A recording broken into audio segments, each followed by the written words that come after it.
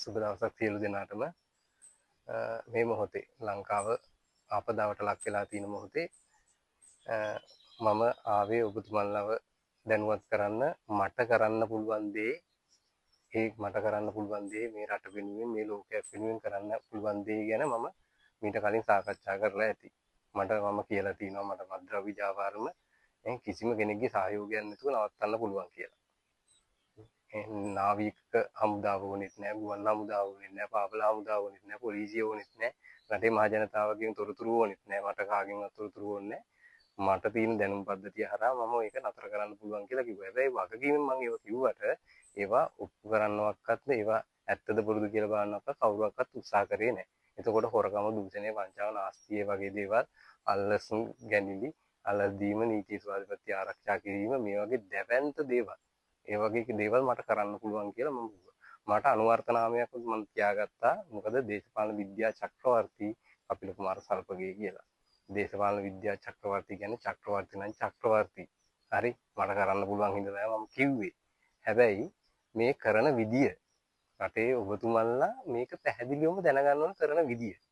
කරන විදිය දන්නේ නැත්නම් මේක බොරුවක් කියලා ඔබතුමන්ලාට ප්‍රතික්ෂේප කරන්න සාධාරණ හේතුවක් වෙනවා ඒක. ඇත්තනේ. මේක බොරුවක් කියලා.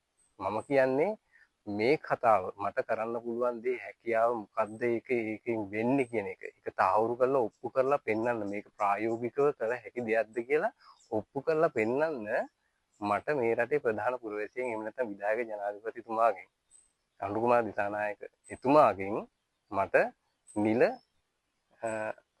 අවස්ථාවක් ඕනේ අනුමැතියක් ඕනේ මේක රටේ මිනිස්සුන්ට කියන්න. එහෙම අවස්ථාවක් අනුමැතියක් නැතුව කියන්න බෑ. රටේ නීතිය අනුව නම් එවැනි බරපතල දෙයක් එච්චර දෙයක් කරන්න පුළුවන් නම් ඉතින් ලෝකෙම කැළඹෙන දෙයක් නේ එහෙම කරනවා නම් නේ. ඒක එතකොට සමහරක් අයට හිතන්න පුළුවන් මෙතරම් දැනුමක් කොහෙන්ද තියෙන්නේ? හරි. තීනවද නැද්ද කියලා බලන්න. නේ. වගකීමක් ඇතුව කියන්නේ මොකද්ද කාගෙන්වත් කෑලි ගැලවිලා යන්නේ නැහැ. කාගේවත් මුදල් නහත්තියක් වෙන්නේ නැහැ. රජයේ මුදල් නහත්තියක් වෙන්නේ නැහැ. බොහොම ටිකයිනේ. හැබැයි රටේ ප්‍රධාන පුරවැසියාගෙන් අනුමැතිය ඕනේ මට ඒක රටේ මිනිසුන්ට කට ඇරලා කියන්න. මෙන්න මේ විදිහටයි මේක වෙන්නේ කියන එක. එතකොට ඔබතුමන්ලාට තීරණය කරන්න පුළුවන්. හොඳයි. ඉතින් එහෙම කරන්න පුළුවන් නම් ඇත්තටම මද්ද්‍රව්‍ය ව්‍යාපාරම නවත්තන්න පුළුවන් නම්. ඒක හොඳ නැද්ද? හොඳයිනේ. හොරකම, දූෂණය, වංචාව ඒව නතර කරන්න පුළුවන් නම් හොඳද නැද්ද? හොඳයිනේ. හැබැයි ඒව කරන්න පුළුවන් මේ කියන විදිහට ඒක ඇත්තද නැත්තද කියලා බලන්න මට රාජ්‍ය නායකයාගෙන් අනුමැතියක් ඕනේ ඒක රටට ඉදිරිපත් කරන්න. නැතුව නිකන් මේ පුස්වෙඩිල්ලක් වගේ නිකන් කිව්වහම ඒක බොරුවක් කියලා කියන්න පුළුවන් සමහරක් ඒව කියලා නිකන් බොරුවට ඒව නාස්ති කරගන්න බෑ. ඒව හරියටම ඌරන් ඉදිරියේ මුතු හලනවා වගේ මට ගුරුවරයෙක් කියලා දීලා තින්නේ ඒ වගේ දේවල් කරන්න එපා කියලා. මම ඒක මතක් කරන මේ වෙලාවේ රට ගොඩාක් වියෝවටපත් වෙලා ඉතින් දැන් අපි ජනතාවක් නැති වෙලා තියෙනවා. ඒ නැතිවෙච්ච ජීවිත ආයෙ ලබා ගන්න බෑ. නමුත් ඉන්න මිනිස්සුන්ට සැප පහසුවට ජීවත් වෙන්න පුළුවන්. දුකක් නැතුව මෙවැනි ආපදා තත්ත්වයකදී මේ ප්‍රශ්න නැතුව ඒ දෙන දානාදාරි පවා ඒකට පොර කනවා කුලල් කා ගන්නවා. ඒක සමහරක් ලැබෙන එකකට ලැබෙනවා, ලැබෙන්නේ නැති එකට ලැබෙන්නෙම නැහැ. ඒ දිනුණු වේගවත් ආරක්ෂිත මූල්‍ය පද්ධතියක් තිබුණා නම් ඕම මේ සල්ලි ටික බෙදනවා කියන එක ඕනම පොඩි කෙනෙක්ගේ අතේ ඕනම පොර තක්කඩියගේ අතේ ඕනම වෙලාවක යවන්න පුළුවන්. ඇත්තටම කියනවා නම් මේ රටේ සියලුම ප්‍රශ්න විසඳනවා වගේම දැන් රට ගොඩ ගන්න ආයේ අපිට ඕන නම් රුපියල් බිලියන 10ක්ද 2000ක්ද ඕනේ. ඒවා කාගෙන්වත් අය කරගන්න නැතුව කාගෙන්වත් ගන්නෙ නැතුව මට පුළුවන් ඒකට අවශ්‍ය කරන මූල්‍ය පද්ධතිය හරහා ඒ දේ කරන්න. හැබැයි මේ කරන දේවල් බොරුයි කියලා ඔබතුමාලට චෝදනා කරන්න බෑ. මම ඒකට මොකක්ද කියන්නේ? ඒක ඇත්තද නැත්තද කියලා බලන්න. රටේ රාජ්‍ය නායකයා මට අවසරයක් දෙනවා නම් ඒක කරන විදිය, ඒ ක්‍රමවේදය රටට ඔප්පු කරන්න කියලා පැහැදිලිව කියන්න කියලා මම දවස් කිහිපයක් ඇතුළත මේ වැඩේ කරලා දෙනවා. ඉතින් ඊට පස්සේ මොකද්ද කියන්නේ? ඊට පස්සේ කියන්නේ ඒ ක්‍රමවේදය සක්‍රිය කරන්න. මිනිස් ව්‍යාපාර, මද්ද්‍රව්‍ය ව්‍යාපාර, අවියාවුධ ව්‍යාපාර. මේ සියලුම දේවල් කිසිම බලකායක් නැතුව, කිසිම වැටලීම් ඒකකයක් නැතුව, පොලිසිය නැතුව, යුද හමුදාවක් නැත්නම් නාවික හමුදාවක් නැතුව මට තනියම නවත්තන්න පුළුවන්. ඒක මගේ තනියම කියන්නේ මගේ මේ බලකිරීමටවත් මම මේ වෙනම අසීමිත බලයක් තියෙන මිනිස්සෙක් නෙමෙයි. මම පාවිච්චි කරන්නේ මට අදාළ ක්‍රමවේදය. මම දන්න ක්‍රමවේදය සක්‍රිය කරාම රට ඇතුලේ තියෙන බල ගැන්වෙන හැටි. දේශපාලන ක්‍රියාකාරීත්වය යාන්ත්‍රණය නිවැරදිව කාටවත් අවුල් කරන්න බැරි වෙන විදිහට කාටවත් ඉදිරියේදී කඩාකප්පල් කරන්න බැරි විදියට කරන්න පුළුවන් හින්දා තමයි මම මේ දේ බය නැතුවම කියන්නේ. ඉතින් නමුත් ඔබතුමාලට හිතන්නේ මේ රටේ බොහොම වැදගත් දැනුගත් විද්වතුන් විශාල පිරිසක් ඉන්නවා මේ රටේ. විද්‍යාඥයන් ඉන්නවා, ගණිතඥයන් ඉන්නවා, ආර්ථික විශේෂඥයන් ඉන්නවා. මේ අය නෙමෙයි කියේ කතාව කියන්නේ. මේ කතාව කියන්නේ සාමාන්‍ය. හැබැයි සාමාන්‍ය කියන කතාව තමයි අයින් කළා දානවා මම දේශපාලන විද්‍යා චක්‍රවර්ති නම් චක්‍රවර්ති. හරි මං කිය ඕනම කෙනෙක් ලෝකේ ඕනම කෙනෙක් මම මේ දන්න විෂය ගැන දන්න ඕනම වැඩක් පුළුවන් නම් ලෝකෙන් හොයාගන්න. ඔයාලා ඉදිරිපත් කරන්න. මං කියන කොහෙත්ම හොයන්න බෑ ඔයාලට වෙන විකල්පෙකුත් නැහැ. මේ ක්‍රමවේදය සක්‍රිය කරන ඇරෙන්න මේ ලෝකෙට කිසිම විකල්පයක් නැහැ. හරි. නමුත් මම සාමාන්‍ය මිනිහෙක් විදිහට ඉඳගෙන මම සාමාන්‍ය විදිහට ජීවත් වෙන ගම මම ඔබතුමන්ලට අභියෝගාත්මකව මේ කතාව කියන්නේ. මේ කතාව බොරුවක් නම් ගෙනල්ලා බලන්න. බොරුවක් වුණොත් මට නීතියේ තියෙන උපරිම දඬුවම දෙන්න. ඒක ඕනම වෙලාවක මම ඕනම කෙනෙකුට කියලා දෙනවා. මේක දැන් මෙහෙමත් කියලා මේක කෙරෙන්නේ නැත්තම් මේ රටේ ඉන්න ඔබතුමන්ලගේ අතේ වැරද්දක් මගේ වැරද්දක්වත් මගේ ක්‍රමවේද වැරද්දක්වත් එහෙම දෙයක් නෙමෙයි. හොඳ රටේ ජනාධිපතිතුමාට මේ වෙලාවේ මොකද්ද මිනිස්සු කියන්නේ? මෙයාට බෑ මෙයාට බෑ මෙයාට බෑ. මෙයාට නෙමෙයි වෙන කවුරු හරි ආවත් බෑ. මේ ක්‍රමවේදයක් తీරනවා නම් පුළුවන් කරන්න.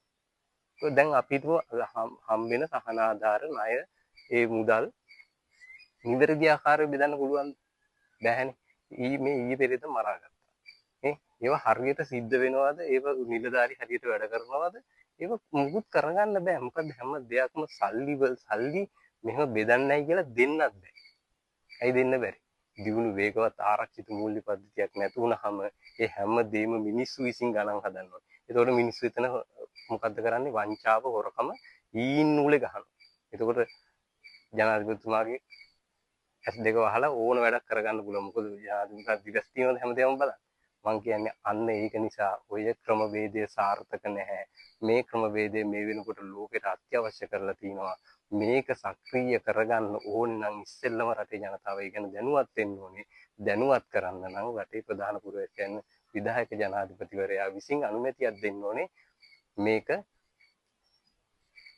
එලි දක්වන්න කියලා. මේක කරන විදිය කියන්න කියලා ඉස්සෙල්ලා. කරන විදිය කිව්වට පස්සේ රටේ ජනතාවට තේරෙනවා එහෙම කරොත් හරි. හැබැයි ඒක තේරෙන්නේ පස්සේ. මුලින් තේරෙන්නේ නැහැ. ඊට කලින් ලෝකේ අහලා නැති නිසා වාර්තා වෙලා නැති නිසා ප්‍රශ්නයක්. සමහරක් අයට ඉතින් ලැජ්ජාවකටපත් වෙන්න කාරණාවක් තමයි මොකද අපි මෙච්චර දැනුගත් මිනිස්සු වෙලා අපිට මේ වගේ දෙයක් අවබෝධ වුන්නේ නැහැ කියන එකේ හීනමානය ඒක අයින් කළා දාන්න. ජනාධිපතිතුමාට මම කියනවා ඔබතුමාට මේ රටේ පුරවැසිය විසින් මේ බලය දුන්නට නේ බහුතර ජනතාවක් බලය දුන්නට ඔබතුමාට මේ දැනුම නැහැ. ඔබතුමා නෙමෙයි මේ ලෝකේ කිසිම කෙනෙකුට නැහැ. දැන් ඔබතුමාට වෙන රටවල් වලින් ආධාර ලැබෙන්න පුළුවන් ඔබතුමාගේ කලකිරියාව හොඳයි කියලා. හැබැයි මේ මගෙන් ලැබෙන තෑග්ග ඔය ලෝකේ කිසිම කෙනෙක්ගෙන් හම්බෙන්නේ නැහැ. රටේ ජනතාවටත් එකයි ඔබතුමාටත් එකයි මොකටත් එකයි කාටත් එකයි මෙච්චර වටින තෑග්ගක් දෙන්න පුළුවන් කිසිම කෙනෙක් මේ ලෝකේ වාර්තා කරලා හොයාගන්න බෑ. පෙරලගෙන හෙව්වත් පීරලා හෙව්වත් හම්බෙන්නේ නැහැ. මේ පුංචි රට ඇතුලේ ඔබ හීනමානයට ලක් වෙන්න එපා.